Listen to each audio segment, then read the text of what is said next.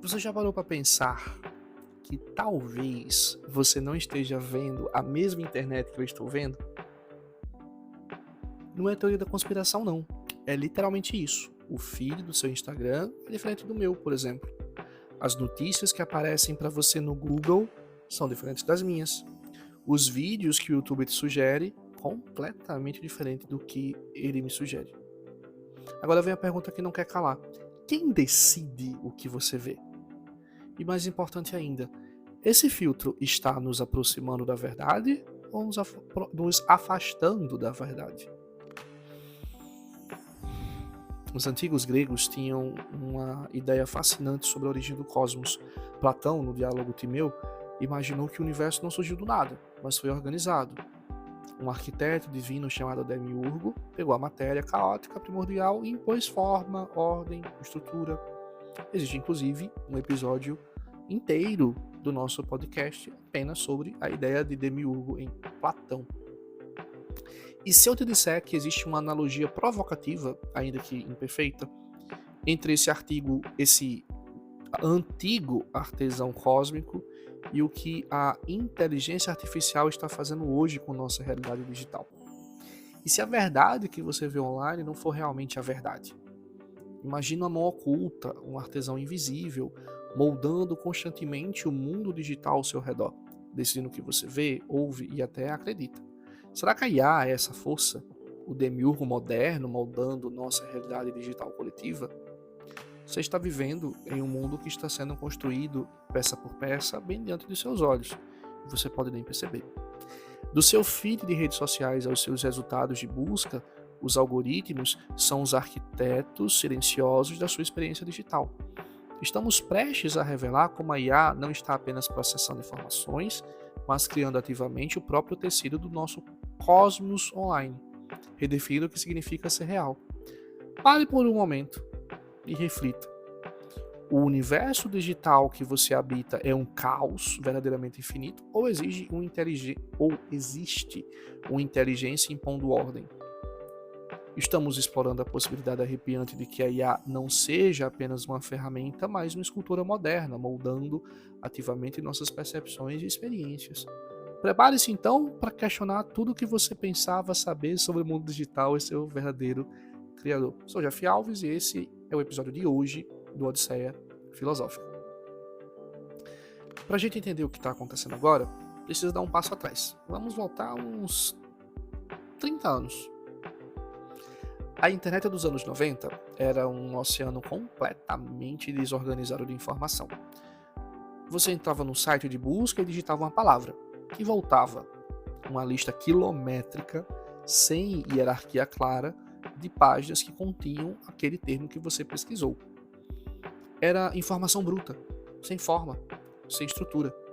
O que Platão chamaria no Timeu de coura, o receptáculo amorfo, indefinido, que precede qualquer ordem. Platão nos ensina nesse diálogo cosmológico que antes do cosmos existir, cosmos inclusive vem de cosmos, grego, que significa ordem, arranjo, beleza?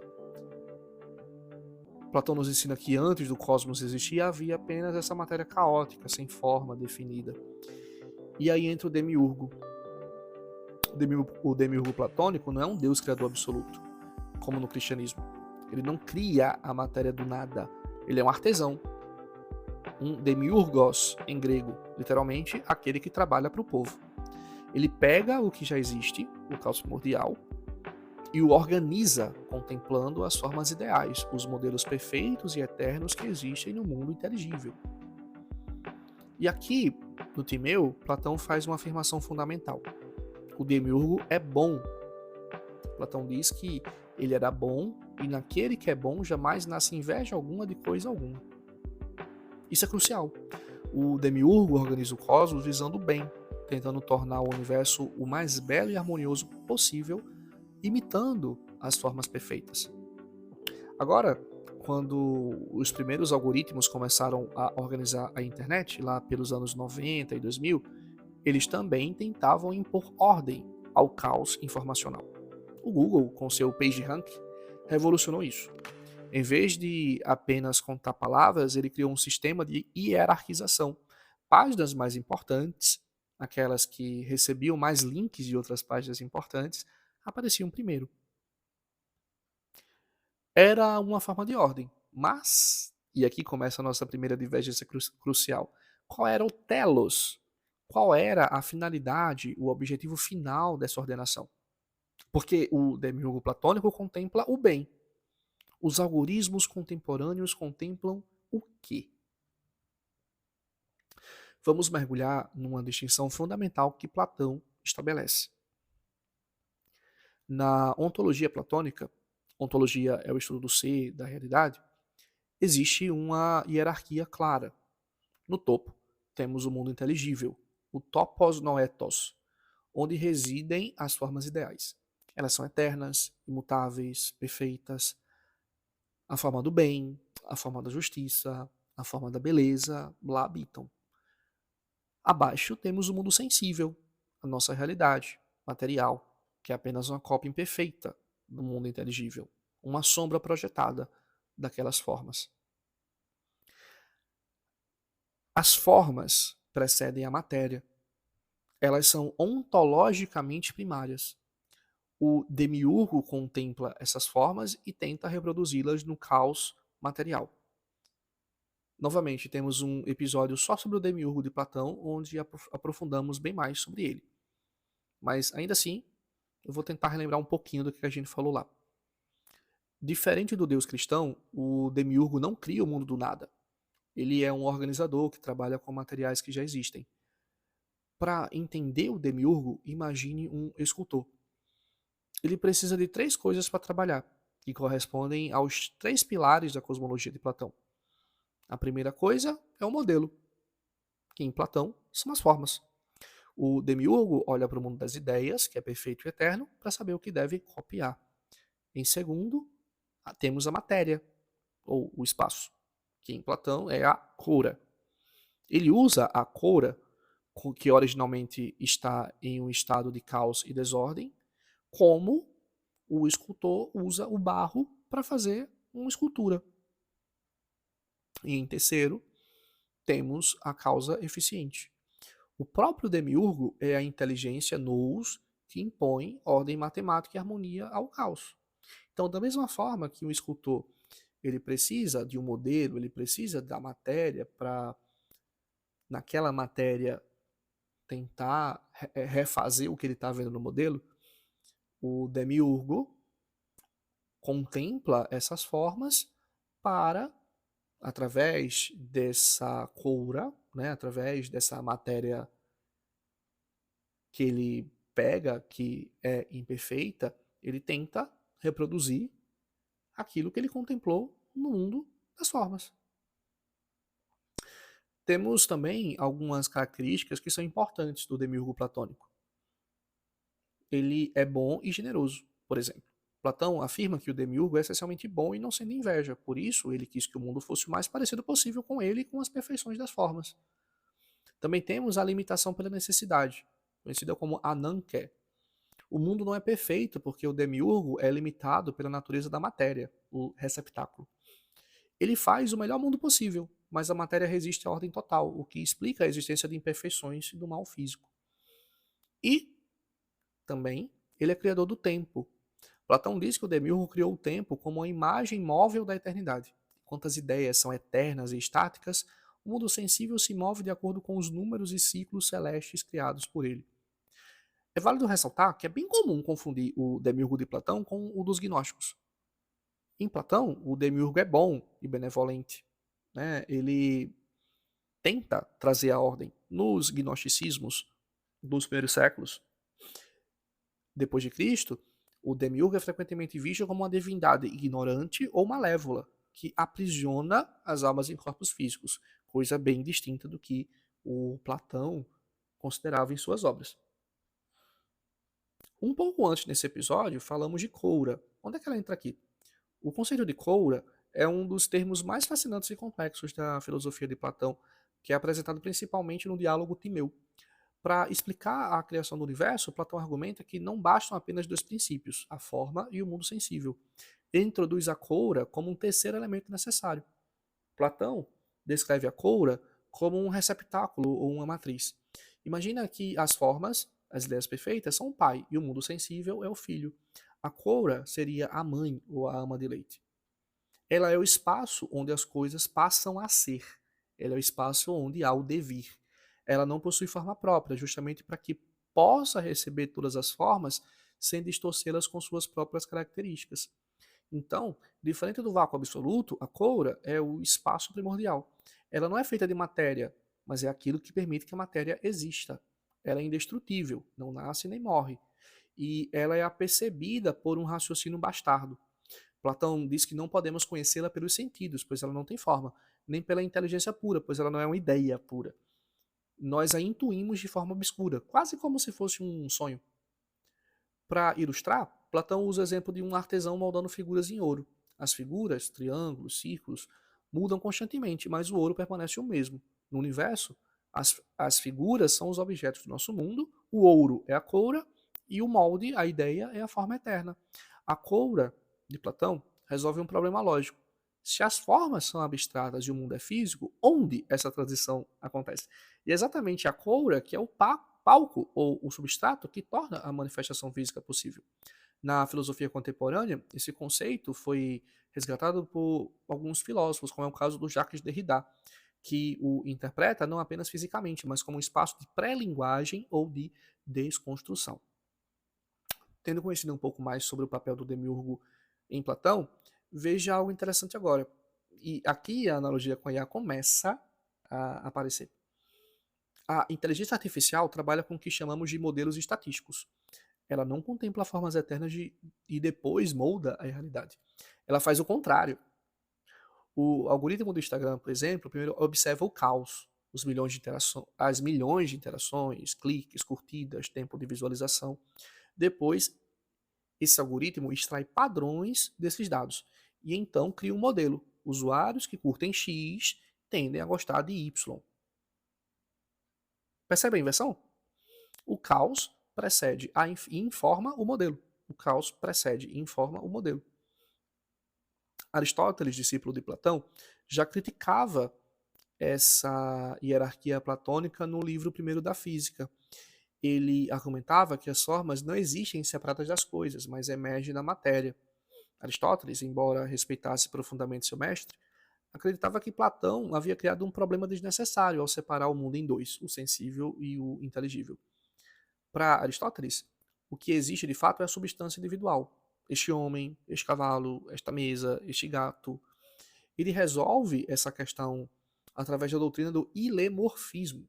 E o que danado é isso? O que danado é ilemorfismo? O termo vem das palavras hile, que é matéria, e morfé, forma. Aristóteles argumenta que matéria e forma são inseparáveis da natureza. Diferente de Platão, que dizia que a ideia de Platão está em um céu inteligível, Aristóteles diz que a forma cavalo está dentro de cada cavalo que existe no mundo físico. Ela é o princípio organizador que faz com que aquela matéria seja um cavalo e não uma árvore. Agora pensemos na mudança. Para que algo mude, deve haver algo que permanece, o substrato ou a matéria, e algo que se altera, que é a forma. Exemplo, quando o escultor faz uma estátua de bronze, o bronze, que é a matéria, permanece, mas ele perde a forma de bloco e adquire a forma de estátua. Aristóteles usa o termo corismos para criticar a separação platônica. Seus principais argumentos estão nos livros Física e Metafísica, e são: as formas são inúteis para explicar a mudança, afinal, se as formas são estáticas e estão em outro mundo, como é que elas podem causar o movimento e o crescimento das coisas aqui neste mundo, na Terra? O segundo argumento é que a participação é apenas uma metáfora poética, porque Platão dizia que as coisas participam das ideias, mas Aristóteles achava essa explicação não trazia. Para ele, a forma é a causa formal que atua diretamente na matéria. E, por fim, há o argumento do terceiro homem, que é um argumento lógico famoso, onde Aristóteles diz que se precisamos de uma ideia de homem para explicar que os homens são semelhantes, precisaríamos de uma terceira ideia para explicar a semelhança entre os homens reais e a ideia de homem, levando ao infinito sem sentido. Então, enquanto Platão é conhecido como filósofo da transcendência, já que a verdade está além. Aristóteles é o filósofo da imanência, a verdade está nas próprias coisas. Em Platão, a alma está presa no corpo, há um dualismo. Em Aristóteles, a alma é a forma do corpo. Sem um corpo, a alma não pode exercer suas funções. Há uma unidade entre alma e corpo. Pegou a distinção entre Platão e Aristóteles? Onde é que entra Iá aqui? A Iá, nesse sentido, é mais aristotélica do que platônica. Suas formas, seus modelos de usuário ideal, seu conteúdo engajante, são abstrações derivadas da experiência empírica, derivadas dos algoritmos, não arquétipos transcendentes. Mas tem uma segunda divergência, muito importante, por sinal, e que é ainda bem mais profunda. As formas platônicas são éticas. A forma do bem é o princípio supremo. O demiurgo, contemplando o bem, organiza um cosmos visando a eudaimonia, a felicidade, o florescimento, a plenitude.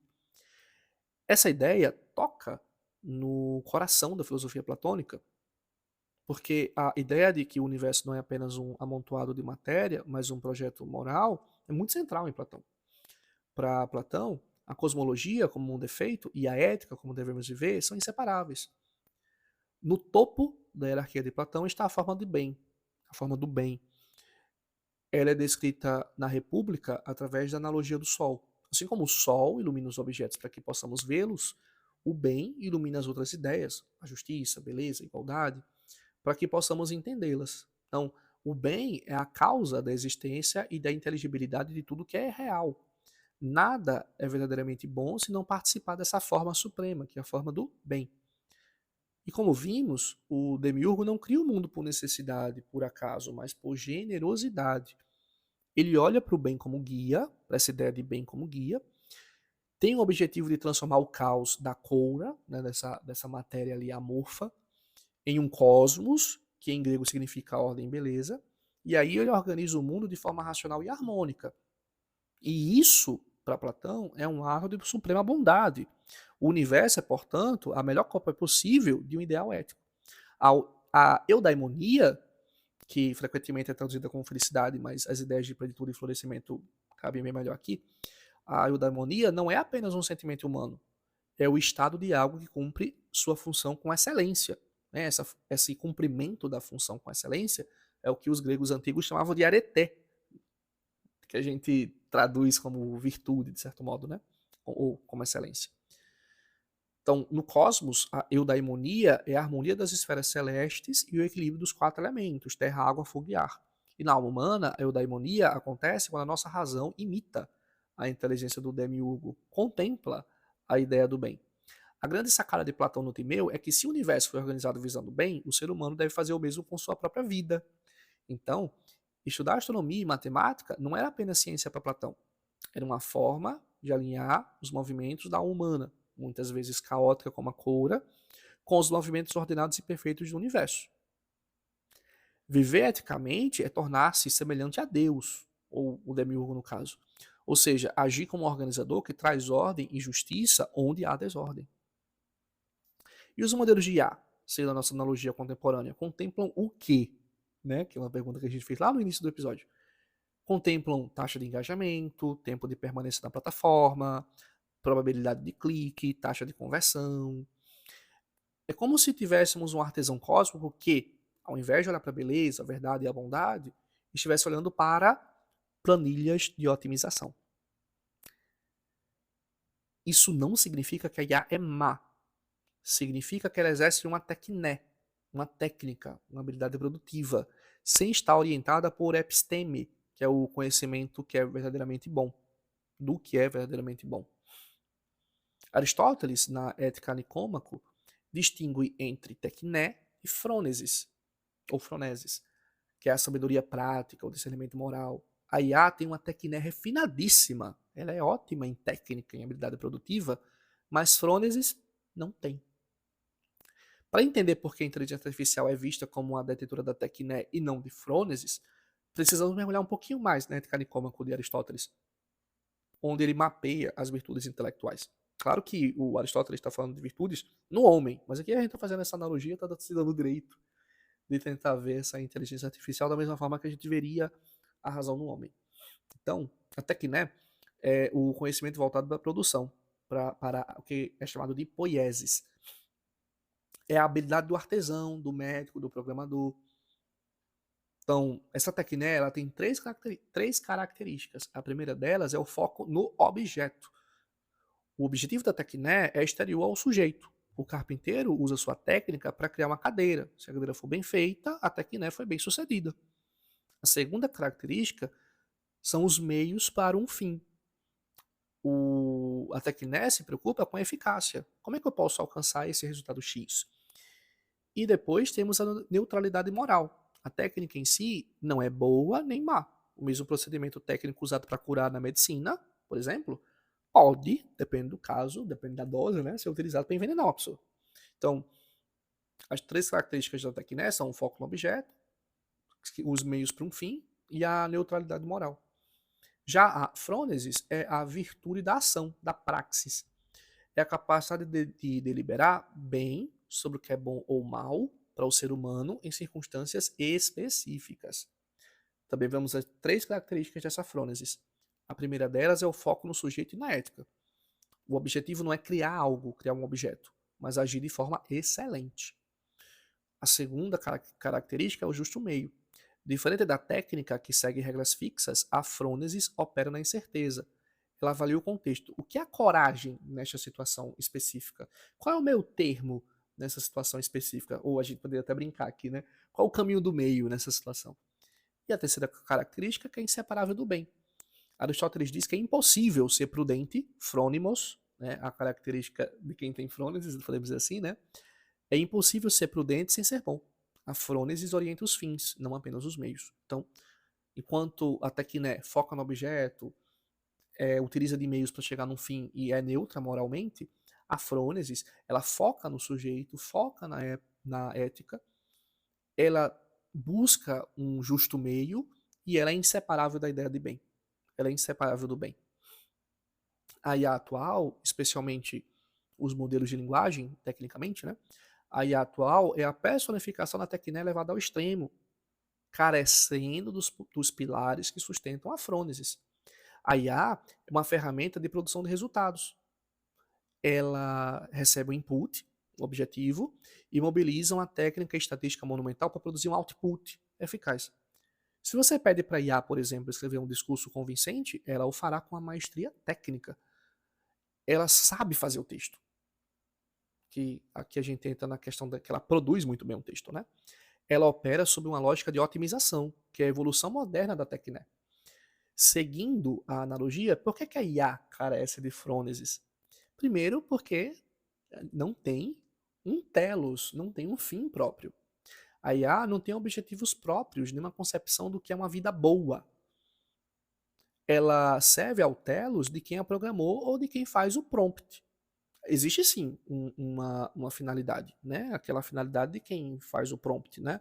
Por exemplo, você pode, sei lá, programar um algoritmo para que a finalidade dele seja fazer com que os usuários comprem mais produtos dos patrocinadores, né, daquela local onde há aquele algoritmo.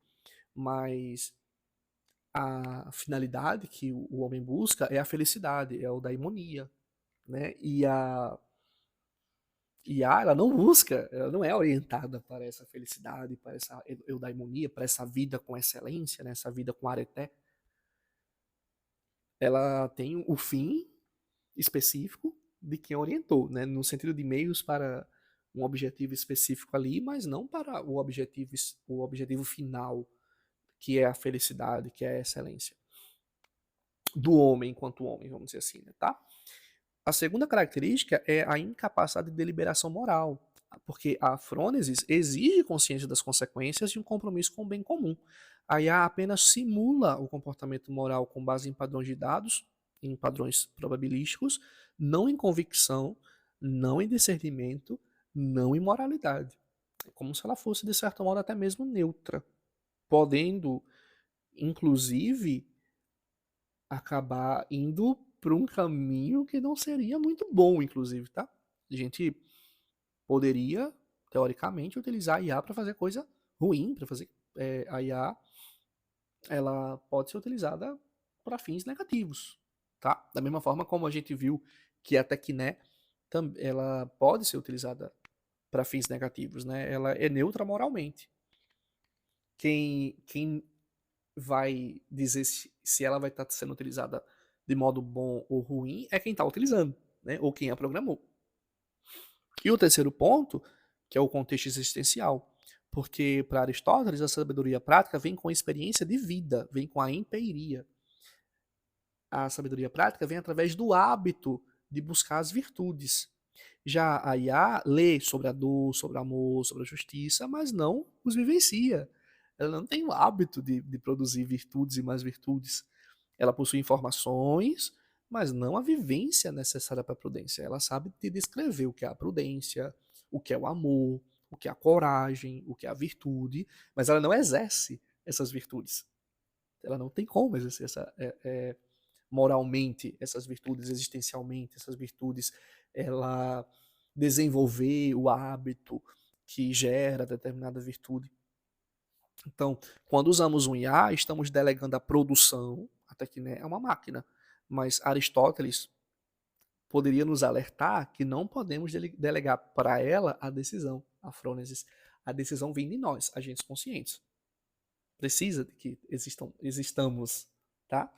O perigo não é a IA ser, entre aspas, má, mas ela ser eficaz demais em um objetivo mal orientado, certo? Então, sem a frônesis humana para supervisionar, a técnica da IA pode otimizar um caminho que seja tecnicamente perfeito, tá? Super bacaninha, mas eticamente desastroso. Não vai produzir algo legal. Pode, inclusive, ser algo criminoso, por exemplo. Agora, a gente chega no coração da questão. O que acontece com a nossa relação com a verdade quando algoritmos filtram no nosso acesso à informação? Existe um conceito que você provavelmente já ouviu. Bolha de filtro, ou filter bubble, termo cunhado por Elie Pariser. A ideia é que algoritmos nos aprisionam em bolhas informacionais.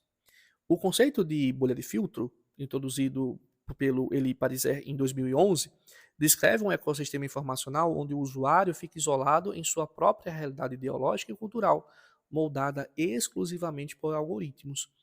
Para entender como isso funciona e suas implicações filosóficas, podemos dividir o conceito em três pilares. Primeiro, como é que essa bolha é construída? Diferente da censura tradicional, que é imposta de cima para baixo, a bolha de filtro é construída de forma invisível e personalizada. Plataformas como o Google, como o Facebook, o TikTok, o YouTube, rastreiam seus cliques, seu tempo de visualização e localização.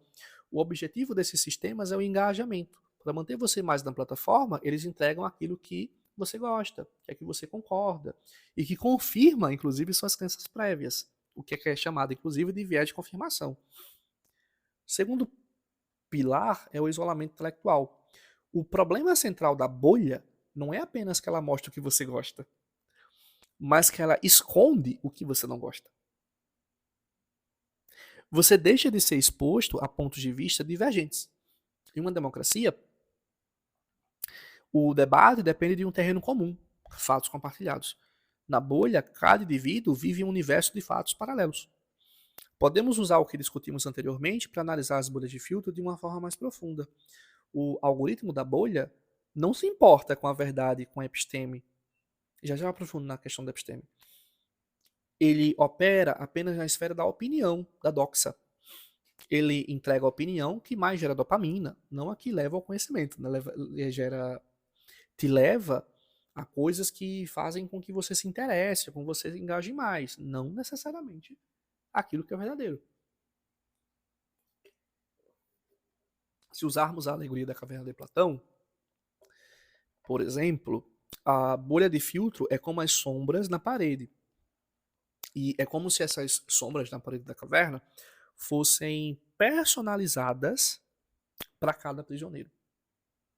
Você não apenas está vendo sombras, como as sombras da caverna de Platão, mas são sombras que foram desenhadas especificamente para te manter ali, para te manter hipnotizado, tornando, no caso, te manter atento a elas, né? Que é exatamente aquilo que você quer ver. E aí, a saída da caverna fica ainda mais difícil do que já é. Porque se em Platão as sombras eram inespecíficas, aqui elas são as mais específicas possíveis para te prender a atenção. Como vimos, o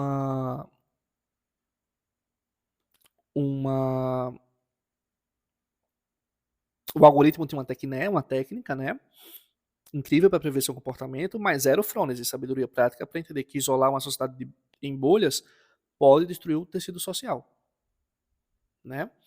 Então, a gente viu essa questão dessas bolhas, né?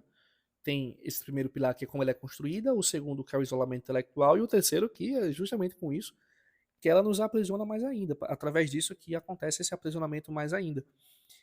E para finalizar esse ponto, talvez você já tenha ouvido falar em câmara de eco.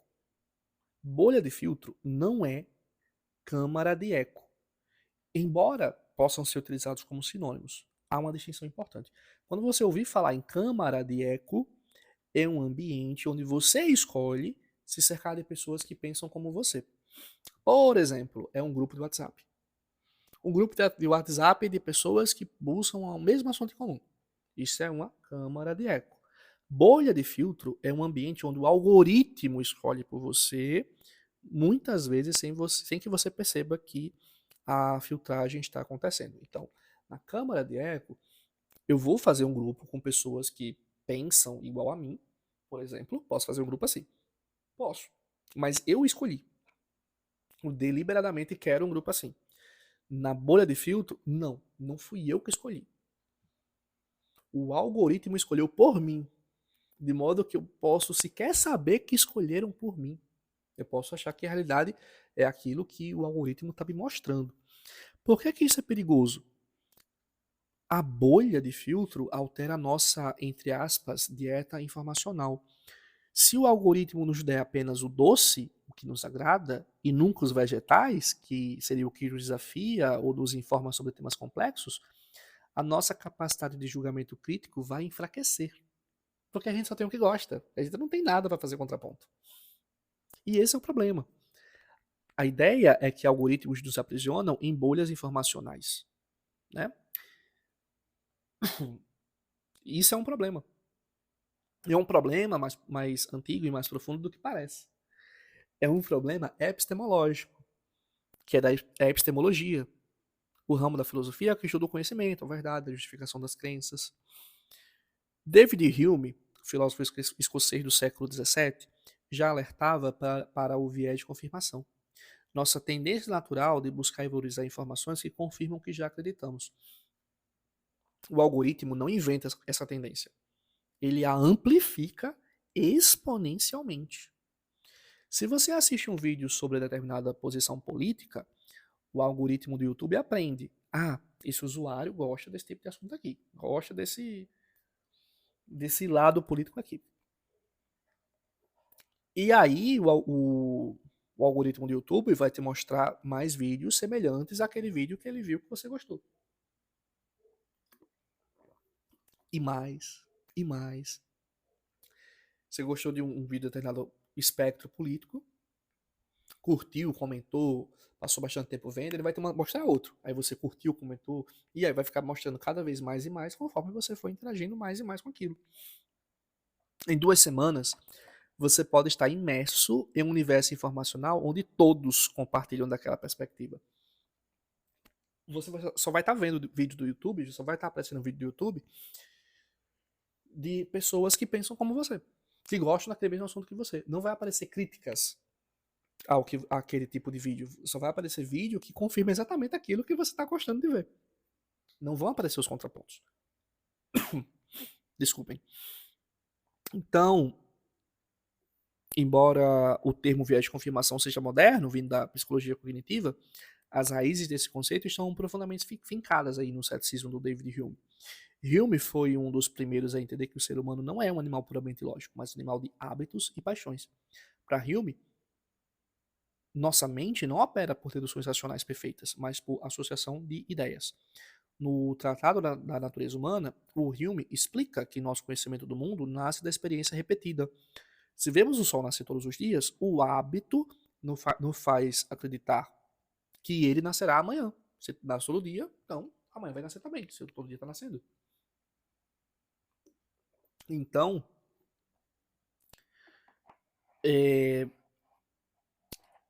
não há uma prova lógica absoluta disso, que ele vai nascer amanhã. Mas nossa mente projeta o passado no futuro. Se nasceu todo dia, não, nascerá amanhã. Hume também, famosamente, diz que a razão é e deve ser apenas a escrava das paixões. Isso significa que raramente usamos a razão para chegar a uma conclusão neutra. Geralmente as nossas paixões, desejos, medos e crenças decidem primeiro e a razão é usada depois só para justificar o que já queremos acreditar. E é aqui que nasce o viés de confirmação. Nossa mente busca a segurança do hábito, o que já conhecemos e acreditamos, porque a contradição gera um desconforto intelectual que Hume chamaria de incerteza insuportável. Quando trazemos Hume para a esfera dos algoritmos, percebemos que a IA é a ferramenta definitiva de indução. O algoritmo é essencialmente uma máquina de, entre aspas, hábitos Humeana. Você vai estar sempre vendo vídeos e vídeos e mais vídeos que falam exatamente aquilo que você está gostando mais de ver. Afinal, o que você quer confirmar, você vai ver o vídeo. Se aparecer algo criticando, você não vai ver. Então você vai ficar vendo só um tipo de vídeo. Aí vai chegar um momento que só aparece aquele mesmo tipo de vídeo, não aparece nada oposto. Se só aparece aquele tipo de vídeo, então a realidade é exatamente igual àquele mesmo tipo de vídeo. Da mesma forma que, se o sol nasce todos os dias, ele vai nascer amanhã. Então, se eu só vejo esse tipo de vídeo, confirmando o que eu penso, amanhã continuará vindo esse mesmo tipo de vídeo. De modo a fazer eu acreditar que é exatamente esse tipo de vídeo que me prende a atenção, que é conforme, a verdade é conforme ele, né? A IA não julga se uma informação é verdadeira ou falsa, porque ela não tem episteme, né? Ela apenas observa seu hábito, que é o que você, onde você clica, quanto tempo você gasta, olhando, se você curtiu, se você comentou. Se você clica em teoria da conspiração, o algoritmo entende que esse é seu hábito e entrega mais disso para satisfazer a sua paixão, o desejo de confirmação. Inclusive, uma ótima forma de você ver isso no Instagram é você entrando naquela aba Explorar. Na aba Explorar, você vai ver coisas que o algoritmo entende que você gosta mais de ver. Às vezes tem coisa que a gente nem gosta tanto de ver, mas chama a nossa atenção. Tipo, eu posso nem ter curtido, mas eu passei um tempo ali olhando, e aí várias vezes eu passei um tempo olhando, e o Instagram entendeu que você gostou daquele vídeo. Então, você clica lá no teu Instagram e vai lá na aba explorar. Os conteúdos que aparecem naquela aba são os conteúdos que o algoritmo do Instagram crê que você gosta mais de escutar, ou melhor, gosta mais de ver. Inclusive, você pode fazer um exercício. Sei lá, vamos supor que você tá vendo lá no Instagram, na aba explorar, e só tem foto de mulher de biquíni, ou de homem de sunga, sei lá. E aí, você deixa, quando aparecer no teu feed mulheres de biquíni ou homens de sunga, não sei qual é o teu caso, você não nem olha, nem curte, nem compartilha, você pula fora. Você ignora. E, sei lá, começa a passar mais tempo vendo mensagens bonitinhas, mensagens de, sei lá, psicologia, aqueles, tem uns perfis de Instagram que fica só pra colocar frase bonitinha nos stories, né, pronto. À medida que você vai vendo mais, curtindo e passando mais tempo nesses posts de mensagens reflexivas e menos nos posts que tinham os biscoitos, né? O Instagram ele vai começando a entender que você está querendo agora ver mais as mensagens reflexivas e querendo ver menos os biscoitos. Depois de um tempo, a aba explorada do teu Instagram ela vai mudar, tá? Então, dependendo do que você tem como hábito no teu Instagram ou em qualquer rede social, o algoritmo tenderá a te mostrar aquilo que você tem hábito de passar um tempo ali. Afinal, ele quer que você passe o maior tempo possível naquela plataforma. Ele vai tentar entender o que é que tu gosta de ver. Com base nisso, você pode. Você vai ser levado a ver aquilo que você quer ver para passar mais tempo ali. Embora, sim, você pode, de certo modo, treinar o algoritmo a seu favor, embora seja muito difícil. A gente geralmente não sai pensando, não, eu tenho que ver isso aqui, eu não posso ver isso aqui porque senão eu vou estar calibrando meu algoritmo para ver coisa que me faz perder tempo, sei lá, que não está alinhada aos meus objetivos, né, coisas assim. É muito difícil a gente fazer isso quando tá rolando videozinhos de meme ali no Reels do Instagram, por exemplo.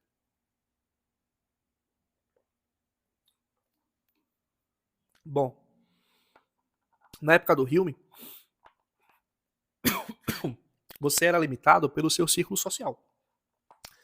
Hoje, a IA remove qualquer barreira. Ela vasculha bilhões de dados para encontrar exatamente a peça de informação que se encaixa na sua crença, por mais rara que seja a sua crença. Você pode pensar numa coisa muito absurda. Sei lá, você é terraplanista. Por incrível que pareça, o algoritmo vai passar a mostrar para você só vídeos que confirmam o terraplanismo, tá? Sei lá, você é seguidor do ET Bilu.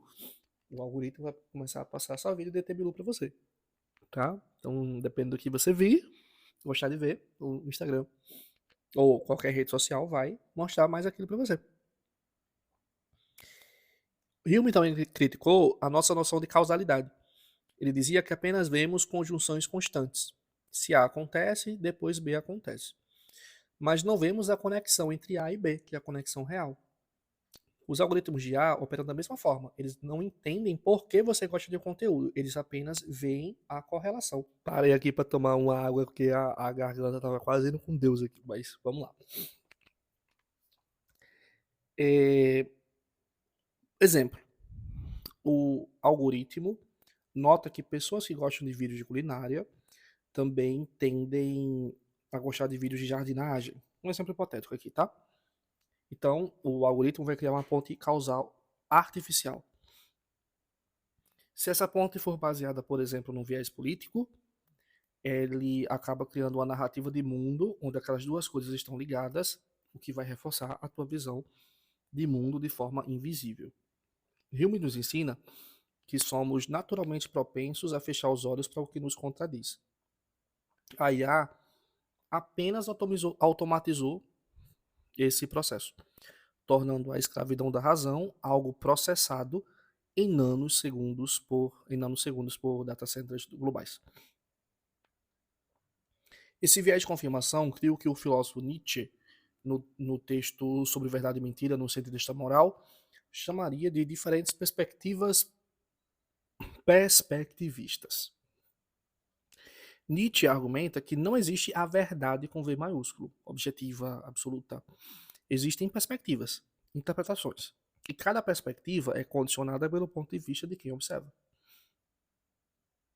Agora, Nietzsche não está dizendo que tudo é relativo, ou que todas as opiniões valem o mesmo. Ele está dizendo algo muito mais sutil, que nossa relação com a verdade é sempre mediada por estruturas, por linguagens, por contextos. Os algoritmos se tornaram essas estruturas mediadoras. Eles não criam verdades. Isso seria um uso impreciso do termo. Mas eles modulam nosso acesso à verdade. É como se cada um de nós estivesse observando o mesmo oceano, mas através de telescópios diferentes. Um telescópio filtra certas frequências de luz e realça outras. No final, todos estamos olhando para o mesmo oceano, mas vemos imagens radicalmente diferentes. A analogia do telescópio é perfeita para ilustrar o perspectivismo do Nietzsche. Para ele, a ideia de que um sujeito pode se despir de suas crenças, de sua biologia e de sua cultura para olhar a verdade pura é uma total ilusão. Então, a gente vai mergulhar aqui agora no que Nietzsche quis dizer com isso e como a IA se tornou o telescópio definitivo dessa teoria. Nietzsche argumenta que o que chamamos de verdade é, na verdade, perdão, trocadilho, tá? Um exército moral de metáforas. Um exército moral de metáforas. Para Nietzsche, a ideia de um olho desinteressado, um olhar que vê o mundo como ele realmente é, sem filtros, é um absurdo filosófico. Conhecer é sempre interpretar a partir de um centro de força e de interesse. Nós criamos verdades porque elas são úteis para a nossa sobrevivência e para a nossa vontade de potência. Categorizamos o mundo para podermos dominá-lo, não para compreender em sua essência. Nietzsche dizia que nossa linguagem e nossos conceitos funcionam como filtros que simplificam o caos do mundo. Hoje, os algoritmos de IA fazem exatamente isso, mas é uma escala sobre-humana. Se para Nietzsche o corpo e os instintos eram os filtros da perspectiva, hoje a IA é uma extensão desse aparato perceptivo. O algoritmo não é neutro. Ele tem um ponto de vista, entre aspas, definido por sua função de custo, que geralmente é maximizar o tempo de tela, mas podem também ter outras funções. O criador daquele algoritmo, né, criou ele para alguma função específica. E essa função específica vai ser, entre aspas, o ponto de vista do algoritmo. A IA cria uma, entre aspas, perspectiva sob medida. Ela seleciona quais metáforas e quais pedaços da realidade você deve ver. O perigo não é que ela minta, mas que ela apresente uma perspectiva tão coerente e fechada que você esquece que existem outras perspectivas, que existem outros telescópios apontados para o mesmo oceano. Existem outras visões desse mesmo oceano, não somente aquela que está aparecendo para você ali. E aqui reside o ponto crucial da conexão com a IA. Em Nietzsche, o ideal do além do homem, ou do super-homem, do Übermensch, do Nietzsche, é ser capaz de transitar entre várias perspectivas, de saber empregar em proveito do conhecimento a diversidade das perspectivas, como ele diz lá no Genealogia da Moral. É uma postura de liberdade e consciência. Já com as inteligências artificiais, o algoritmo tende a fazer o contrário. Ele nos fixa em uma única perspectiva, que é aquela mais rentável ou aquela mais confortável. Em vez de sermos senhores das nossas interpretações, tornamos-nos prisioneiros de interpretação gerada por um código que nem sequer a gente compreende. Retornando à analogia, a IA não apenas filtra as cores do oceano, ela pode fazer o mar parecer calmo para um observador e tempestuoso para outro, dependendo do que mantém cada um mais tempo olhando pelo telescópio, no caso dessa IA utilizada nos algoritmos. O mundo, então, deixa de ser um espaço compartilhado, um cosmos, e se torna uma série de fragmentos de perspectivas isoladas. Nietzsche nos desafiaria a perguntar quais interesses e quais vontades de potência estão por trás da perspectiva que este algoritmo está me vendendo agora. Indo ali na discussão, a pergunta agora se torna como podemos chegar ao entendimento compartilhado da realidade se os próprios instrumentos de acesso à informação nos mostram versões personalizadas dela. O filósofo alemão Habermas desenvolveu o conceito de esfera pública, um espaço onde cidadãos com acesso à mesma informação podem debater racionalmente e chegar a consensos. O conceito de esfera pública é o pilar central da obra de Habermas. Para ele, a saúde de uma sociedade depende da existência de um espaço mediador entre o Estado, que é o poder político, e a sociedade civil, que é a vida privada. Em sua obra Mudança Estrutural da Esfera Pública, Habermas descreve esse conceito como um reino da nossa vida social onde algo próximo à opinião pública pode ser formado. 3 pontos sobre esse conceito. Primeiro, acesso universal. Idealmente, todos os cidadãos deveriam ter acesso a ela. Segundo, o debate racional crítico. Não é apenas um lugar de fofoca ou de grito, mas um espaço onde o melhor argumento deveria vencer, independentemente do status social de quem fala. E terceiro, independência. Ela não deve ser controlada pelo governo nem por interesses puramente comerciais. Para Habermas, a esfera pública funciona através da ação comunicativa. Diferente da ação estratégica, onde eu falo para te manipular ou eu falo para ganhar algo, na ação comunicativa, o objetivo é o entendimento mútuo. Para que esse diálogo seja legítimo, para que haja esse entendimento mútuo, Habermas propõe 4 pretensões de validade. A primeira, que é a verdade. O que eu estou falando é um fato? A segunda, a sinceridade. Eu realmente acredito no que eu estou falando? A terceira, a correção. Eu tenho o direito normativo de dizer isso? E a quarta, a inteligibilidade. O que eu digo faz sentido gramatical e lógico? Então, o que eu digo é um fato? Eu realmente acredito no que eu estou dizendo? Eu tenho o direito de dizer isso? O que eu digo faz sentido gramatical e lógico? Habermas já alertava para a decadência desse espaço muito antes da internet. Ele chamou esse processo de refeudalização. Antigamente, na esfera pública, como nos cafés do século XVIII, discutia-se a cultura e a política.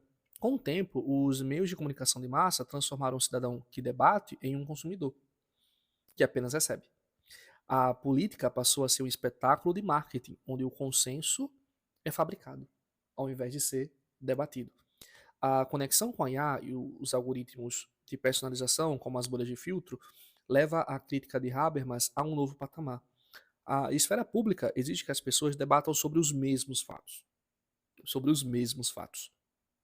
Se o algoritmo de IA entrega uma realidade personalizada para cada um, o perspectivismo, o espaço comum deixa de existir. Não há como chegar a um consenso se não concordamos sequer sobre o que aconteceu.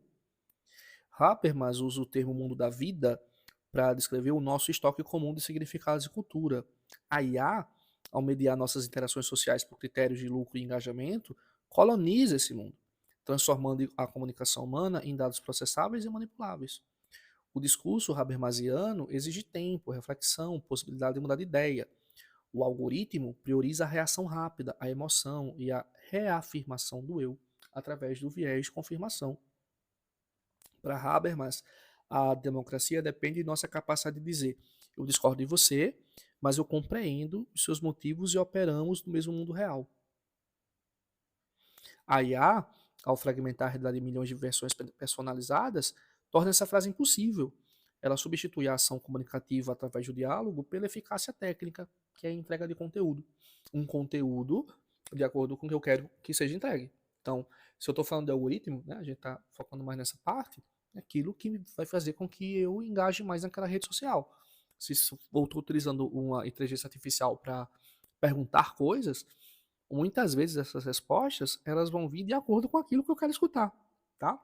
Então, às vezes, mesmo que eu estou perguntando sobre uma ação judicial, e mesmo que ela alucine e dê respostas erradas, ela vai te responder de acordo com o que tu quer, dependendo da forma que você perguntou. Com certeza, ela pode até apresentar processos jurídicos que sequer existem, só para confirmar o que tu está falando. Mas o que acontece com a esfera pública quando não existe mais a mesma informação? Quando cada cidadão habita um ambiente informacional diferente, como é o caso, né?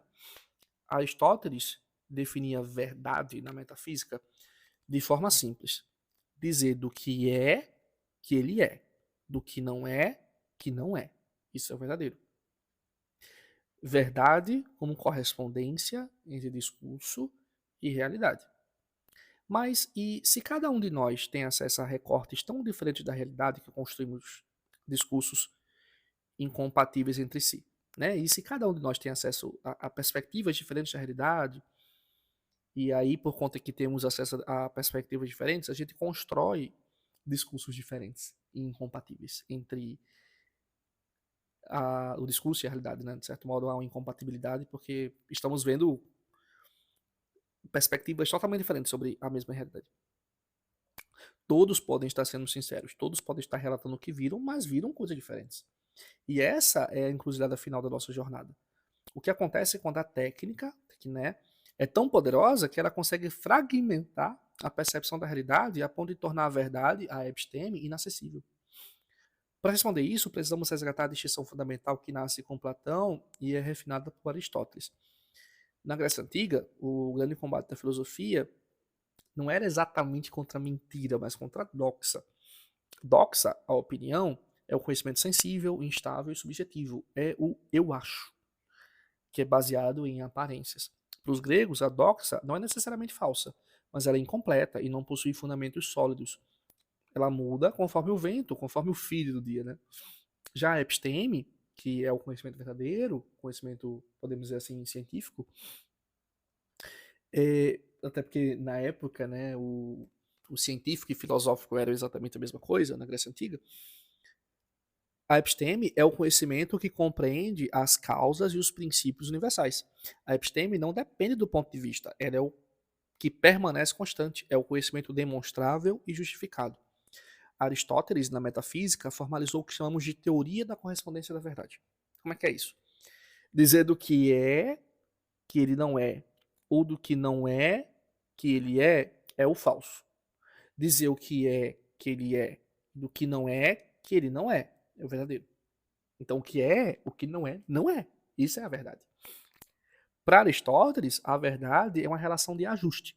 Se eu digo está chovendo, essa frase só é verdadeira se, na realidade física, fora da minha mente, a chuva estiver caindo. A realidade é a medida do discurso. A realidade é o que mede se algo é verdadeiro ou falso. A inteligência artificial e os algoritmos de recomendação inverteram essa lógica.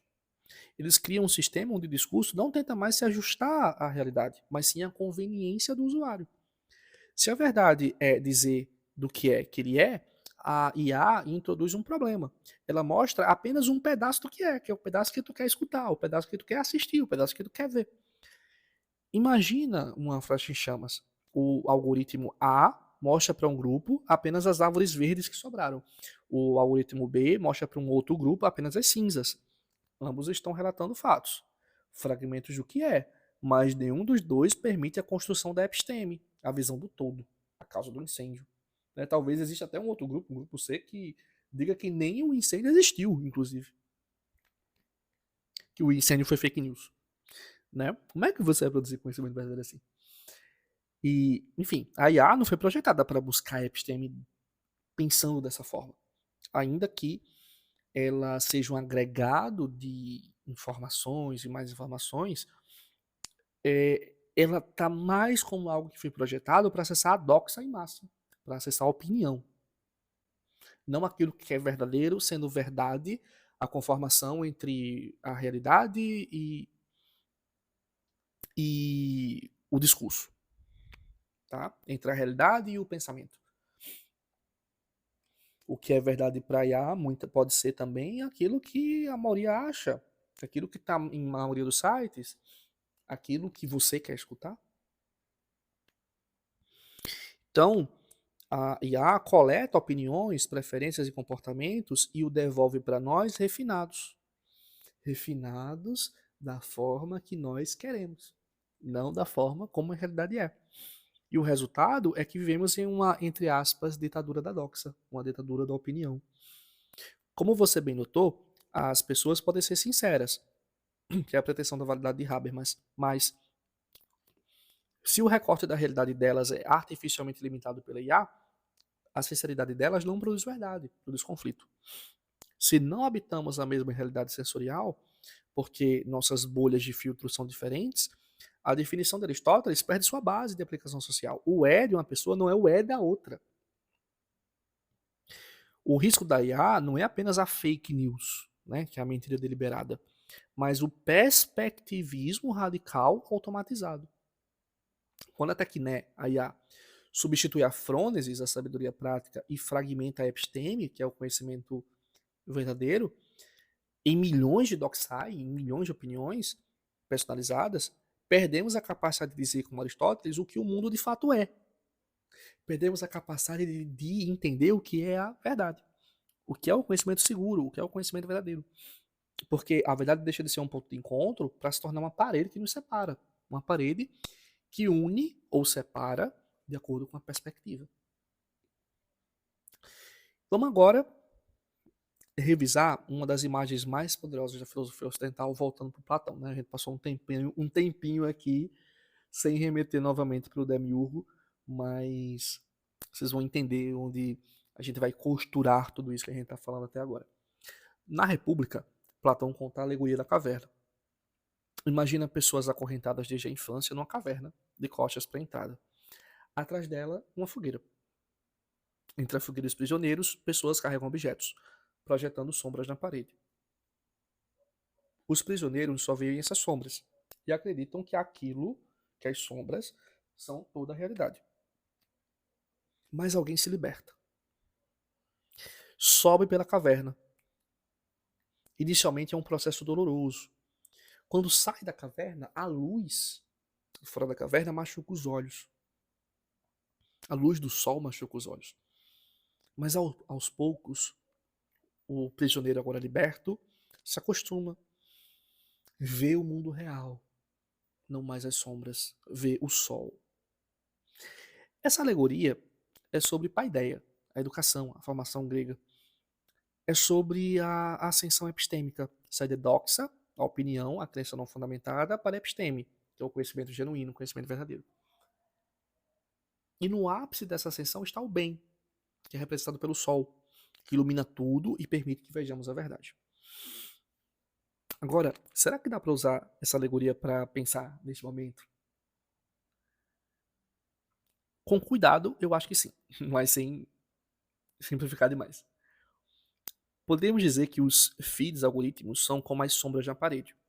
Representações filtradas, mediadas, não a realidade em si. Inclusive mais perigosas, né? Porque são sombras personalizadas pelo prisioneiro, né?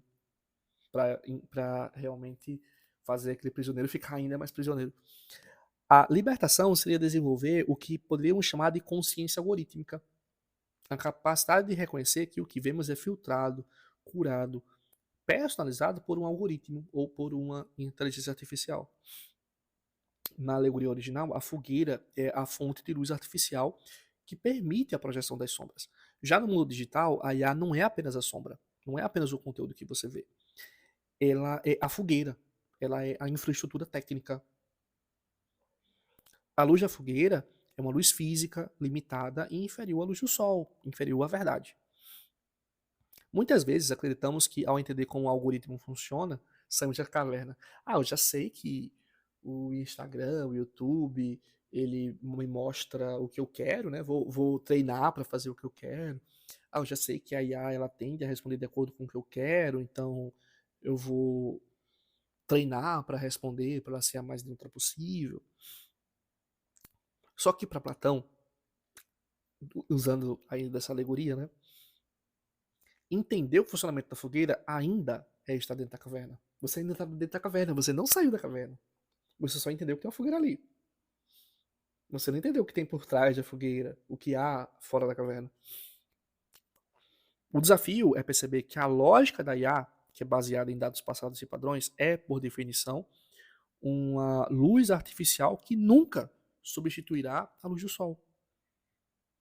Qual é essa luz do sol? O pensamento, a intuição, o intelecto, a frônesis, inclusive, que a gente tanto falou lá no início, né? Aquela sabedoria prática.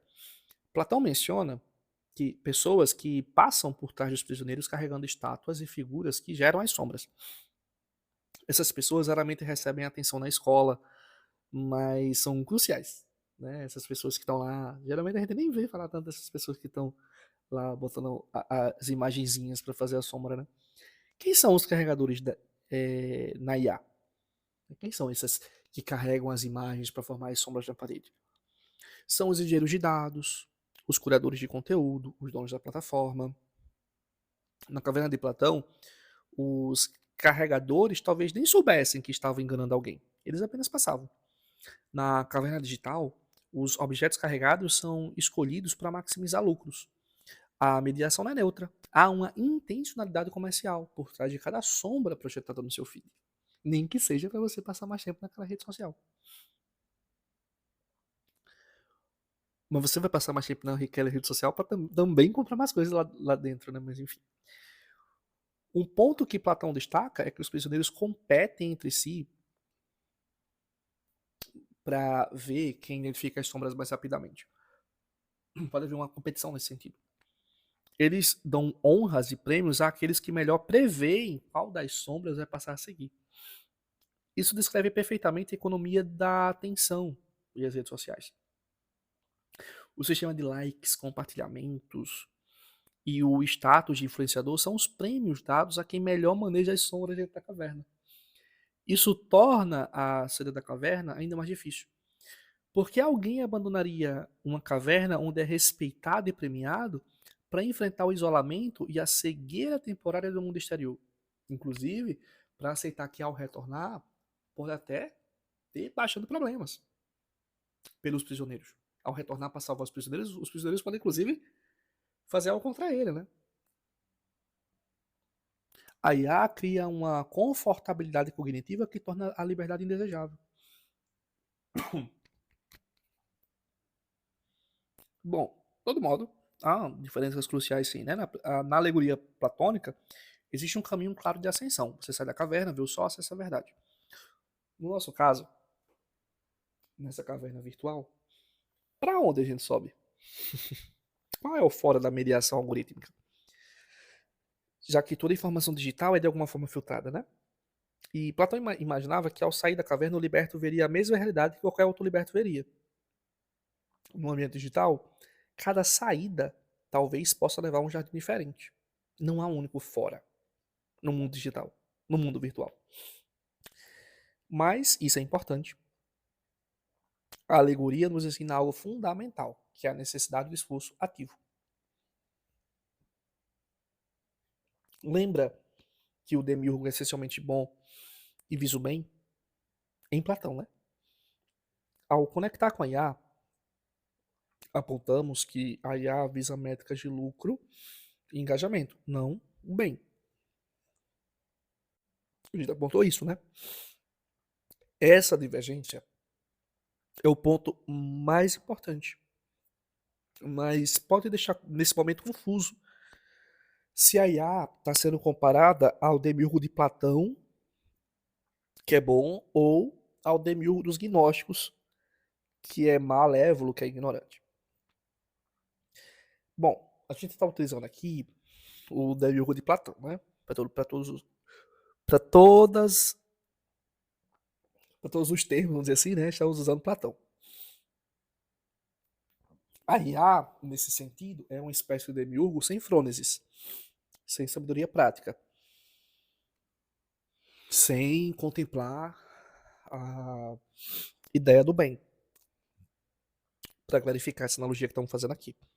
Se o demiurgo de Platão era o artesão que olhava para o bem para ordenar o mundo, a IA é um demiurgo cego para os valores. Ela possui a maior tecné da história da humanidade, mas zero frônesis. Ela organiza o teu feed, a tua informação, a sua realidade com eficiência assustadora. Te responde perfeitamente bem, às vezes até melhor do que muito profissional. Quando você pergunta a ela. Mas ela faz isso sem a sabedoria prática de quem entende o que é humano, sem contemplar as virtudes. Ela não busca a sua plenitude, a eudaimonia, a felicidade, a areté. Ela busca a sua permanência nela, continuar utilizando ela. É um cosmos impecavelmente construído, mas onde a verdade se tornou um subproduto irrelevante da eficiência. Então, de certo modo, ainda que a gente está utilizando aqui o demiurgo de Platão, ela acaba se assemelhando muito mais, nesse sentido, a um demiurgo que aprisiona, né? A um demiurgo que quer te manter ali, como a gente pode pensar que é o demiurgo gnóstico, né? Geralmente, quando a gente ouve falar da alegoria da caverna, a gente entende que os prisioneiros não saem da caverna por acaso. Eles precisam querer se libertar. Embora não seja exatamente isso que o Platão vai dizer, tá? Ele diz assim, se um prisioneiro for liberto. Ele nem disse que liberta e nem disse que esse prisioneiro estava com vontade de sair. Mas vamos continuar nessa analogia com o que geralmente se fala. Os prisioneiros precisam querer se libertar para serem libertos. Precisam suportar o desconforto da luz. Precisam cultivar o nous, o intelecto intuitivo, a capacidade de contemplação racional. No nosso contexto, isso significa não podemos ser consumidores passivos de feeds. Precisamos desenvolver uma espécie de acesso digital, uma disciplina, um exercício constante de questionamento.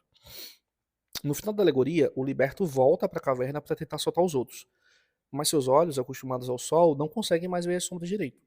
Os prisioneiros riem dele e dizem que a subida lhe estragou a visão. Platão chega a dizer que, se pudessem, eles o matariam.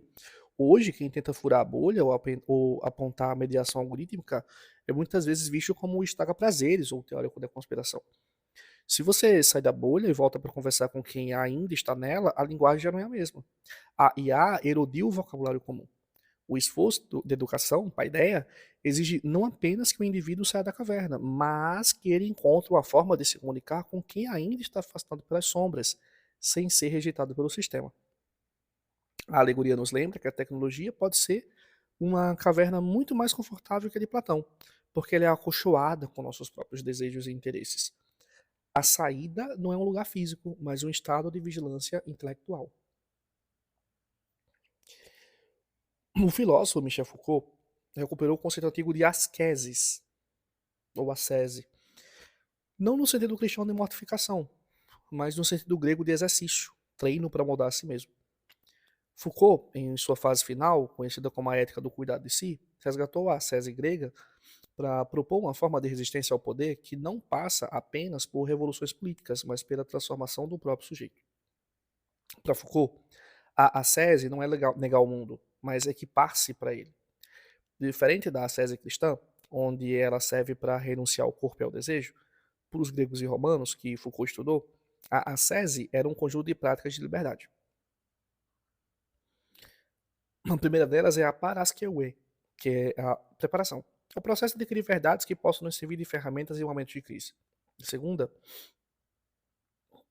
ele vai destacar a hiponemata, que são os cadernos de notas. Então, o segundo passo é a meditação e a escrita.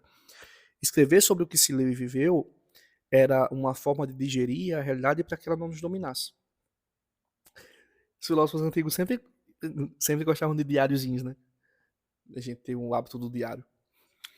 Embora aqui é Foucault falando dos antigos. E o terceiro é a autonomia. O objetivo final da ascese é que o indivíduo deixe de ser um escravo de seus impulsos ou das opiniões alheias, das doxai, né? Plural de doxai, para se tornar senhor de sua própria conduta. A IA contemporânea funciona através do perfilamento. Ela nos observa para prever nosso comportamento, criando um duplo digital que nos governa. A SES digital de Foucault seria uma forma de desperfilamento. Então, se a IA nos entrega o que é fácil e imediato, a SES digital exige um esforço da curadoria ativa. Em vez de deixar o algoritmo decidir o que você vai ler, a SES Foucaultiana sugere que você decida quais verdades quer incorporar. É o ato de buscar o livro, o autor ou o tema que o algoritmo nunca te recomendaria por ser ineficiente para o teu perfil. Os algoritmos de IA precisam de fluxo constante de dados. Cada clique seu, cada tempo que você passa ali parado na tela vendo alguma coisa, é alimento para a máquina. A prática do silêncio informacional, desconectar-se sistematicamente, não é apenas descanso. É um ato político. É privar o sistema de dados para que você possa cultivar um espaço interno onde o algoritmo não alcança. É onde a subjetividade volta a ser construída por você e não sugerida pelo código. Podemos traduzir a César de Foucault em 3 táticas concretas de sobrevivência digital. A primeira é a estética da existência. Foucault propõe fazer da vida uma obra de arte. No digital, isso significa não se deixar padronizar. Se o algoritmo quer que você seja um usuário padrão, um usuário previsível, a SESI é ser imprevisível. Alternar interesses, mudar de plataformas, confundir rastros digitais. A segunda tática é a escrita como filtro. Retomar a prática de escrever ou sintetizar o que se consome online. Ao processar a informação manualmente, você retira a autoridade da rapidez do algoritmo e devolve a autoridade ao seu tempo de reflexão. Às vezes nem precisa escrever, tá? Eu acabei de ver um vídeo filosófico ali no Reels de 1 minuto sobre o assunto. Peraí, antes de eu passar no feed, o que é que eu entendi desse vídeo? Você reflete ali um pouquinho, alguns segundos talvez, ou alguns minutos, no que você entendeu. Aí depois você passa pro próximo vídeo. Antes de ficar só consumindo sem refletir, nada te impede de pegar um vídeo interessante, um vídeo intelectual, um vídeo filosófico, por exemplo, e refletir um pouquinho antes de seguir adiante no feed, tá? E a terceira técnica seria a paresia digital, falar a verdade. Porque outro conceito de Foucault é o dizer a verdade. Dizer a verdade corajoso. Na era da IA, isso significa o compromisso de não reproduzir discursos automáticos ou templates de pensamento que as redes sociais nos impõem. Então, é você falar aquilo de fato que você acredita e de modo autêntico, tá? Porque a gente vê muito também a prática de que, meu Deus, estão usando IA para responder comentário, né? As pessoas não querem nem mais responder comentários curtos, elas vão lá no chat GPT e pedem, o que é que eu respondo aqui? Ao invés de ela responder por ela mesma. Tá terceirizando tudo, até para responder, para perguntar, estão usando IA para tudo. Como é que eu respondo essa pessoa que me criticou aqui no debate? Vai lá na IA, né? Pede pra botar. Não. Tenta responder por você mesmo. Tenta ser autêntico, tá? Não reproduza discursos automáticos. A SES digital não é uma fuga para uma montanha, mas uma disciplina diária de quem vive dentro da rede, mas se recusa a ser um reflexo da rede. Como Foucault diria, onde há poder, que é o poder algoritmo, há resistência. E essa resistência começa na forma como cuidamos da nossa própria atenção. Repetindo, repetindo para você. Podemos pensar em práticas de assédio digital. Questionar sistematicamente as fontes do que você está vendo também é uma prática. Buscar ativamente perspectivas divergentes, tá? Não ver só a perspectiva que é mais afinada contigo, mas ver o vídeo de quem critica, né? Ver uma perspectiva de quem critica, de quem pensa diferente, para ver se faz sentido, tá? Alternar entre plataformas diferentes, cultivar momentos de silêncio informacional, né? Ter um tempo de fato para pegar e ler livro, né? Ver um bom filme, um bom documentário, não ficar só ali preso nos algoritmos da vida. Bom, vamos resumir tudo que a gente viu até aqui? A IA atua como um demiurgo digital. Ela não cria a realidade do nada, mas organiza o caos de informações, que é a nossa coura de dados brutos, e um cosmos, um feed bonitinho, ordenado, organizado. Porém, enquanto o demiurgo de Platão fazia isso visando o bem, o da IA visa o engajamento, visa o interesse comercial, visa o interesse de quem fez. Ao organizar esse mundo, a IA nos entrega uma doxa, uma opinião personalizada, não necessariamente uma episteme, tá? Ela quebra a verdade como correspondência de Aristóteles, pois cada um de nós passa a ter uma, entre aspas, realidade diferente para corresponder ao seu próprio discurso. Sim, às vezes você pode utilizar uma inteligência artificial para fazer uma pergunta acadêmica, mas dependendo de como você faz a pergunta, ou dependendo de como você utiliza aquela IA, ela pode responder uma coisa que aquele filósofo, por exemplo, no caso da filosofia, nunca falou. Ela pode alucinar, tá? Embora sim, tem como utilizar a IA para dar respostas muito mais acuradas que tem relação com aquilo que academicamente é falado, aquilo que academicamente é bem visto. Sim, você pode utilizar a IA sim, e aí a gente estaria mais próximo dessa IA utilizada como episteme, tá? Mas aí já é uma utilização com aquela frônesis que a gente falou, né? É você sabendo utilizar a IA para chegar a esse conhecimento mais fundamentado do que simplesmente ela entregar aquilo que tu quer escutar. A IA mecaniza o nosso viés de confirmação. Ela se torna o telescópio de Nietzsche que não apenas observa o oceano, mas filtra suas cores para que vejamos apenas o que o nosso hábito, como a gente viu lá em Hume, né? O que o nosso hábito deseja ver. Isso destrói a esfera pública de Habermas. Sem um terreno comum de fatos, o debate racional se torna impossível, porque cada um está vendo uma perspectiva diferente da mesma coisa. Não tem como haver um debate racional assim. Somos prisioneiros de uma caverna de Platão, onde as sombras são geradas por algoritmos que conhecem nossos desejos melhor do que nós mesmos. A solução não é apenas técnica, mas ética. Como propõe Foucault, a resistência exige um acesso digital, um exercício de si para retomar a governança da própria atenção e furar a bolha da mediação algorítmica. Bom, o que, é que a gente faz com tudo isso? Né? O episódio está enorme, com muitos conceitos, muitos filósofos, mas vamos para uma coisa prática aqui. Vamos combinar algumas coisas práticas, ainda que a gente já viu algumas coisas em Foucault, né? A filosofia nunca foi só coisa abstrata, tá? Sim, desde os antigos, a filosofia poderia ser um modo de vida, poderia ter exercícios práticos, não apenas ser um conjunto de teorias, mas também de práticas concretas para autoconhecimento, para transformação de si.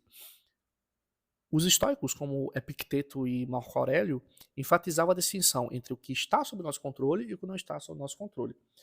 Você não controla o algoritmo, mas controla como responde a ele. Então, a primeira prática sugerida é cultivar a epoché digital. Epoché é um termo grego que significa suspensão do juízo. Os céticos antigos praticavam isso. Diante de informações conflitantes, suspendem o juízo, suspendem o julgamento até ter mais elementos para tomar uma posição. Então, quando você vê, por exemplo, uma notícia impactante do feed, antes de compartilhar, suspende o juízo. Pergunta: de onde vem isso? Quem escreveu? Qual a fonte? Existem perspectivas diferentes? Suspende o juízo, tenta ter mais informações, tenta entender, para depois você tomar, de fato, um partido. Isso não é cinismo, embora o cinismo, desculpa o trocadilho, tá? O cinismo é uma corrente filosófica contemporânea dos éticos antigos. Isso é cuidado epistêmico, tá? Uma segunda prática é diversificar intencionalmente as fontes. Imagina que você só conversa com pessoas que concordam com você. Com o tempo, suas ideias ficam rígidas, não testadas. Você perde a capacidade de argumentar, de justificar suas posições. Aristóteles dizia que a virtude está no meio termo, não no sentido de mediocridade, mas de equilíbrio entre os extremos. Então, baseando nessa ideia do meio termo, exponha-se a perspectivas que te desafiam. Leia autores que você discorda. Veja vídeos de influencers que têm uma posição política diferente da sua. Não é para mudar de ideia necessariamente fazendo isso, mas para afiar o teu pensamento, tá? Para, por exemplo, os medievais, eles tinham uma prática muito bonita. Antes de refutar um filósofo, ele tinha que saber apresentar a posição dele da forma mais forte possível. Só então podia criticar. Então, antes de criticar alguma opinião, alguma tese, alguma teoria, ele deveria saber explicar aquela tese muito bem. Tão bem, mas tão bem que ele conseguia criticar, né? Como é que você vai criticar algo que você não sabe explicar, né? Não faz muito sentido. Então, faça isso com as informações. Antes de rejeitar uma perspectiva, entenda genuinamente. Entenda as várias perspectivas. Saiba explicar as várias perspectivas, inclusive para justificar a que você concorda e criticar a que você discorda. Inclusive para saber rebater possíveis críticas à forma como a perspectiva que você se alinhou ali, né? Inclusive para você saber responder às objeções. A terceira prática é cultivar a ataraxia contemporânea. Ataraxia é um termo epicurista que significa serenidade e imperturbabilidade da alma, ausência de turbulência. Às vezes outra fala aqui sobre ataraxia, né? Epicuro ensinava que a felicidade vem de limitar desejos desnecessários e cultivar prazeres simples e sustentáveis. Epicuro, né, falava nessa questão da felicidade, é limitar os desejos necessários, cultivar prazeres simples e sustentáveis, ainda que o pessoal achava que ele era hedonista, né? Ele só queria prazeres, não é bem isso. O algoritmo, ele quer te manter agitado, porque a agitação gera engajamento. Indignação compartilha, ansiedade clica. Discursos de ódio, infelizmente, engajam, né? Desenvolver a ataraxia digital é cultivar a serenidade informacional. Não consumir tudo, não reagir a tudo. Você não precisa responder a todo mundo. Você não precisa dar pitaco com todo mundo. Você não precisa opinar tudo o que você está vendo. Você não precisa compartilhar sempre o que você tem indignação. Desenvolver a ataraxia digital é cultivar essa serenidade informacional, tá? É escolher conscientemente quando e como se engajar. Sim, às vezes você precisa compartilhar indignações, tá? Não estou dizendo que não, mas faça isso com consciência, não faça no automático, né? E tem aquele ditado que a gente sempre escuta, né? Muitas vezes é melhor ter paz do que ter razão, né? Bom, uma quarta prática é reconhecer o loop de feedback. Existe um conceito importante da filosofia contemporânea que é performatividade. Quando nossas ações não apenas descrevem a realidade, mas também a constituem. Por exemplo, cada vez que você clica, curte, compartilha, você está ensinando o algoritmo. Você está moldando o tipo de ambiente informacional que o algoritmo vai criar. Então, se você quer um cosmos digital menos polarizado, menos tóxico, menos superficial, recompense conteúdo profundo. Desacelere, leia textos longos, valorize nuance, valorize textos profundos. Não clique em clickbait, né? Porque no fim das contas, somos co-criadores desse cosmos digital. A IA exerce uma técnica ordenadora, mas nós fornecemos a matéria. Nossos cliques, a nossa atenção, os nossos dados moldam aquilo que aparece para a gente. Então, tendo mais consciência, a gente pode moldar a IA a trabalhar a nosso favor, de certo modo, tá? A trazer conteúdos mais edificantes, nem que ou trazer conteúdos mais leves, não necessariamente coisas que nos estressam, tá? Também tem gente que tem feed que é só confusão, polêmica e coisa assim, né? A gente pode treinar IA para fornecer mais conteúdos de acordo com o nosso propósito, de acordo com o nosso sentido. É um tipo de causalidade recíproca. O algoritmo nos molda, mas também somos nós que, com o nosso comportamento agregado, moldamos o algoritmo. Mas não se engane. Essa SESI, que a gente falou lá do Foucault, esse exercício de si não é uma porta de saída definitiva, tá? Assim como esses outros exercícios que a gente viu agora. Não há um botão de off para mediação algorítmica. Vivemos em um mundo onde a doxa se tornou a própria atmosfera. Todo mundo tem opinião de tudo. E a opinião de todo, as pessoas, inclusive, não sabem distinguir opinião de razão. Elas não sabem distinguir o que é opinião, o que é fato. Tá? Para elas, opinião é igual a fato, que é igual a verdade. E não necessariamente.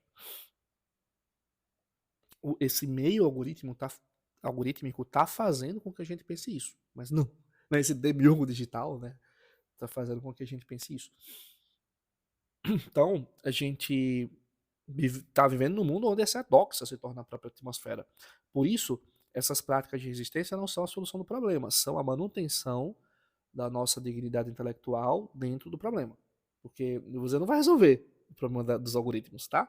Eles ainda vão querer fazer o que eles fazem para você consumir mais, né? Para você passar mais tempo ali, tá? Mas você pode se manter consciente daquele processo, né? Primeiro manter sua dignidade intelectual. Como diria Foucault, onde há poder, há resistência. E essa resistência é um combate diário, precário e incompleto. Não buscamos a iluminação total. Até mesmo porque, né, se ela acontecer, não vai ser no Instagram. Mas o direito de, no meio das sombras, ainda conseguimos reconhecer o movimento das nossas próprias mãos. Afinal, se pintarmos a ascese como uma fórmula mágica, uma solução definitiva, estaremos subestimando o poder da fogueira algorítmica que descrevemos. A SESI de Foucault nunca foi sobre a vitória final, um estado de pureza, tá? Essas outras 4 práticas que passamos aqui também não são um método infalível para fazer com que o tenha uma vida saudável na internet. Como eu falei, a gente faz coisa muito no automático, a gente não está 100% consciente todo o tempo, tá? Sempre vai ter um memezinho ali que a gente vai, né, querer ver, a gente sempre quer ver um pouquinho de tudo, mas é uma essa esses exercícios são uma luta agônica, um combate corpo a corpo que se renova a cada despertar. Todo dia você vai estar lutando ali para ter uma sanidade, né? Para ter uma serenidade, para ter uma dignidade vendo aquilo que o algoritmo está te fornecendo. Antes de encerrar, preciso ser honesto sobre os limites das analogias que explicamos hoje. Platão estava fazendo cosmologia, certo? Então, comparar aí ao demiurgo platônico, assim como utilizar, falando sobre algoritmos e diversos outros conceitos filosóficos que a gente utilizou aqui, é algo comparativo, iluminador em certos aspectos, mas é também inevitavelmente algo anacrônico, tá? O Platão, quando estava falando de demiurgo, por exemplo, ele estava tentando explicar a origem e estrutura do universo físico. Nós estamos falando de sistemas computacionais de recomendação. São contextos radicalmente diferentes. O demiurgo contempla formas eternas e age visando o bem. A IA extrai padrões de dados empíricos e otimiza métricas de negócio. O demiurgo é uma figura mítico-filosófica, um recurso literário, uma analogia que o Platão utiliza, uma analogia pedagógica que o Platão utiliza. A IA é uma tecnologia concreta, desenvolvida por empresas com interesses comerciais. Então, para que fazer essa comparação, né? Por que eu fiz essa comparação? Porque a filosofia sempre usou de analogias, metáforas, alegorias para nos ajudar a pensar o que é novo, o que é complexo, o que escapa à nossa compreensão imediata. A alegoria da caverna não é uma descrição literal de prisioneiros em cavernas. É uma imagem filosófica que nos ajuda a pensar sobre conhecimento, ignorância, educação. Da mesma forma, pensar IA como um demiurgo digital não é dizer que existe uma equivalência perfeita entre Platão e IA. É usar uma ferramenta conceitual para iluminar aspectos do fenômeno que talvez passassem despercebidos. Aí, talvez você hoje está entendendo um pouquinho mais sobre o que é IA, talvez você hoje está tendo uma visão um pouquinho diferente sobre o demiurgo, ou aprendeu alguma coisa nova sobre o demiurgo de Platão, ou alguns conceitos novos, né, como eu trouxe aqui conceitos da filosofia moderna, conceitos da filosofia contemporânea para vocês hoje. Então, a analogia nos ajuda a ver que algoritmos não são neutros, eles organizam, hierarquizam, moldam, com objetivos específicos, que existe uma diferença entre ordenação técnica, tecné, e sabedoria prática, frônesis. Inclusive, existe uma diferença entre informação e conhecimento, tá? Entre opinião e verdade, também existe uma diferença. Que a mediação algorítmica levanta questões epistêmicas profundas sobre o acesso a essa verdade e que precisamos de consciência e agência para navegar nesse cosmos digital. No final, a pergunta filosófica essencial não é: a IA é literalmente um demiurgo? Ninguém está pensando nisso aqui, creio eu. Assim espero. A pergunta é: que tipo de ordem estamos permitindo que seja imposta sobre a nossa vida informacional? E que tipo de seres humanos essa ordem está nos tornando? Essas questões são genuinamente filosóficas. Não tem respostas fáceis. Não tem uma resposta definitiva. São questões que exigem reflexão contínua, diálogo, revisão constante. E é exatamente por isso que a filosofia importa. Não para dar respostas definitivas, mas para nos ensinar a fazer melhores perguntas. E com essas melhores perguntas, a gente também tem melhores respostas, né? Exploramos hoje uma analogia provocativa entre a IA e o demiurgo platônico, reconhecendo tanto suas iluminações quanto suas limitações. Vimos como algoritmos impõem ordem ao caos informacional, mas não contemplando o bem platônico, e sim métricas de engajamento. Discutimos os problemas epistemológicos das bolhas de filtro, a fragmentação da esfera pública, a modulação algorítmica do acesso à verdade, revisitamos a alegoria da caverna, pensando em acesso digital, consciência algorítmica. Falamos sobre inteligência artificial, ainda que nesse episódio a ênfase maior foi nos algoritmos de YouTube, de Instagram, TikTok, X, Threads, enfim. Pesquisamos, ou melhor, propusemos práticas concretas, a época digital, diversificação intencional, a ataraxia informacional. Mas, no fundo, o que eu espero que você leve deste episódio não são respostas. Ainda que as questões práticas são bem interessantes. São questões. Questões como: eu estou consumindo informação passivamente ou ativamente? Eu reconheço os filtros que mediam meu acesso à realidade? Que mediam meu acesso à verdade, aos fatos? Que tipo de, entre aspas, cosmos digital eu estou ajudando a criar com minhas escolhas diárias no digital? A filosofia nos ensina que o exame, a vida examinada, como dizia Sócrates, já é em si transformador. Inclusive, Sócrates dizia que a vida não examinada não merece ser vivida, né? Não precisamos ter todas as respostas, mas precisamos fazer sim as perguntas certas. Ou as perguntas, né? Não é que tem perguntas certas ou erradas. Hoje eu divaguei muito, né? Pelo amor de Deus, já são mais de 1h30 do episódio. Talvez eu acho que esse é o episódio maior que a gente já fez. Mas, se você chegou até aqui, muito obrigado pela companhia nessa Odisseia Conceitual. Espero que tenha gostado do episódio, que tenha pelo menos acendido uma pequena fagulha de reflexão em você. Me encontra lá no Instagram, Odisseia Filosófica, se quiser continuar essa conversa, tá? Ou comenta aqui na tua plataforma de podcast. E se você tem dúvidas, discordâncias, insights, pode mandar, não tem problema algum. A filosofia se faz com diálogo. Ah, mas você cometeu uma imprecisão conceitual terrível. Manda aí também pra gente, pro pessoal ver, tá? Obviamente, a gente tentou fazer analogias aqui, a didaticidade também faz com que a gente perca em profundidade, como a gente já falou em outras ocasiões, mas tá tudo bem. Semana que vem a gente volta com mais reflexões sobre este mundo complexo e fascinante que vivemos. Para quem ainda não sabe, lá no YouTube, no canal de Sé Filosófica, toda segunda-feira tem um episódio novo de um curso de Introdução à Filosofia que eu estou fazendo. Nessa semana a gente falou sobre os filósofos eleatas e sobre os sofistas. Próxima semana começamos com Sócrates, inclusive. Então, até lá, seja aqui no podcast, seja lá no YouTube com o curso de filosofia. Se cuida, reflete, questiona e lembre-se da filosofia como arte de viver. Um abraço e até breve. Tchau, tchau.